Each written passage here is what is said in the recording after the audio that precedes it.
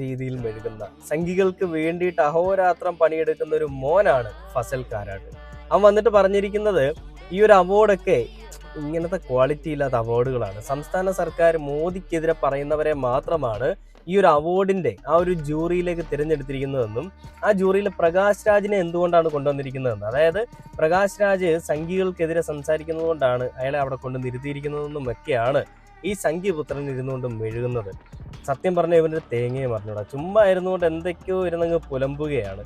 അപ്പോൾ ഇങ്ങനെ മമ്മൂക്കയ്ക്ക് അവാർഡ് കിട്ടിയതാണ് ഇവന്മാരുടെയൊക്കെ ഏറ്റവും വലിയ പ്രശ്നം. നമുക്കറിയാം, ഒരു പോസ്റ്റ് ഞാൻ കാണാനിടയുണ്ടായത് കേരളത്തിലെ ജൂറി ചെയർമാനെ ക്ഷണിച്ചപ്പോൾ സന്തോഷം തോന്നി, അവാർഡ് നിർണയത്തിൽ കൈ കടത്തില്ലെന്നും സ്വതന്ത്രമായി തീരുമാനമെടുക്കാമെന്നുമാണ് അവർ പറഞ്ഞത്. ദേശീയ അവാർഡ് പ്രഖ്യാപനത്തിൽ അത് സംഭവിക്കുന്നില്ല. അത്തരമൊരു ജൂറിയും കേന്ദ്ര സർക്കാരും മമ്മൂക്കയെ അർഹിക്കുന്നില്ല എന്നാണ് പ്രകാശ് രാജ് പറഞ്ഞത്. പിന്നെ അതേപോലെ തന്നെ വേറൊരു പോസ്റ്റിൽ ഞാൻ കണ്ടത്,